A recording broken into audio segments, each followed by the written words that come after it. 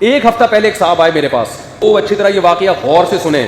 مجھے کہنے لگے بہت ماڈرن اسکول میں بھاری بھرکم فیسیں دے کے اپنی بیٹی کو میں نے پڑھایا. اسکول کو ایجوکیشن تھا, ماحول بہت لبرل قسم کا, کیونکہ آج کل لوگوں کے ذہن میں یہ بات بیٹھ گئی مذہبی اسکولوں میں پڑھائیں گے تو پڑھائی نہیں ہوگی. تو کہہ رہے ہیں نتیجہ یہ نکلا ہے کہ ہماری بچی کے بوائے فرینڈ ماشاءاللہ ہول سیل کے حساب سے, اور یہیں تک معاملہ نہیں تھا, راتیں گزار رہی ہے ان کے ساتھ, اور پینا پلانے کا شغف بھی شروع ہو گیا. اب پتہ نہیں وہ سٹا لگا رہی تھی, مجھے یاد نہیں, شراب پی رہی تھی یا شیشہ پی رہی تھی, یا یہ شیشہ تو اللہ کا شکر ہے ہم نے کبھی دیکھا بھی نہیں کیسے پیتے ہیں. تو شیشہ تو دیکھنے کی چیز ہوتی ہے, اپنا منہ دیکھو, پیتے پتہ نہیں کیسے ہیں. اس کا سمت بانڈ بھی لوگ سونگ رہے ہیں, یہ ہیں سکون. تو اب وہ کہنے لگے کہ وہ بچی کیا کر رہی ہے, پینے پلانے سے بھی اس کو شغف. ظاہر ہے جب بچیوں کے بوائے فرینڈ بھی ہوں, پینا پلانا بھی ہو, تو ماں باپ سے بدتمیزی اس کا ایک لازمی جزء ہے. تو وہ لازمی والدین کے ساتھ بدتمیز بھی بولو نا, ہوگی, بولنے میں کیا جا رہا ہے, ہوگی. کیونکہ ابا اماں اب تو پسند نہیں کرتے. ابھی تک ہمارا معاشرہ شکر ہے گوروں کی طرف بہت زیادہ کنٹرول سے باہر نہیں ہوا, یہ خود ہی لا کے پکڑا رہے ہو, پیو نکلو یہاں سے, کیوں نہیں پی رہی, بچی بھی تم پیو. جیسے ہمارے والد صاحب چائے بچا کے ہمیں دیتے تھے آخر میں, ٹھیک ہے, اللہ ان کی مغفرت فرمائے. نہیں, یہ چیزیں اولاد کو یاد رہ جاتی ہیں, چھوٹی چھوٹی چیزیں ہوتی ہیں. ہمارے والد صاحب کی عادت تھی جب بھی چائے پیتے تھے بچا کے, جو بچہ قریب میں بیٹھا ہوتا تھا اس کو بلاتے ادھر آؤ, یہ لو. تھوڑا سا اولاد کو ٹائم دیا کریں, اس سے زندگی بھر ماں باپ یاد رہتے ہیں انسان کو. تو وہ کہنے لگے پی بھی رہی ہے, بوائے فرینڈ بھی ہیں, بدتمیز اتنی کہ ایک بات اس سے نہیں کر سکتے. میں نے کہا دیکھیں آپ نے جس اسکول میں پڑھایا وہاں تو کلچر یہی ہے, وہاں تو ٹیچر سکھا رہے ہوتے ہیں بچوں کو کہ تم اپنی زندگی میں کیا ہو, آزاد. تو اصل جو بات میں بتانے والا ہوں وہ اب کی ہے. کہتے ہیں ٹھیک ہے مفتی صاحب مجھ سے غلطی ہو گئی, لیکن میں اب توبہ کر چکا ہوں, اللہ سے معافی مانگ چکا ہوں کہ اللہ میں نے اپنی بچی کو غلط اسکول میں ایڈمیشن کرا دیا, غلط ماحول دیا, مذہب کی طرف نہیں لے کر آیا. اب جب توبہ کر لی ہے تو اللہ میری پکار سنتا کیوں نہیں ہے, اب بچی ٹھیک کیوں نہیں ہو رہی. یہ سمجھنے کی بات ہے. یہ بات میں نے ان سے نہیں کی جو آپ سے کر رہا ہوں. اصل جواب ان کو جو دینے کا تھا وہ اس لیے نہیں دیا کہ اس سے یہ ایسے تھا جیسے ان کے زخموں پہ آپ نمک چھڑک رہے ہیں. تو میں نے کہا یہ ان کو تو تسلی کی بات کرو, ٹھیک ہو جائے گی انشاءاللہ.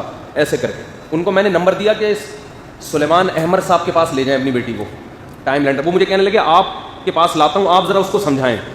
میں نے کہا اتنی نیک اگر ہے کہ کسی مولوی صاحب کے پاس آنے کے لیے تیار ہے جو اس کو سمجھائیں اور وہ سمجھ بھی جائے, سبحان اللہ. کہہ رہے نہیں اتنی نیک ہے نہیں. ٹھیک ہے, مجھے پتا ہے وہ نہیں آئے گی, بات بھی نہیں سنے گی. آپ اس کو لے جائیں ٹائم لینڈر والوں کے پاس.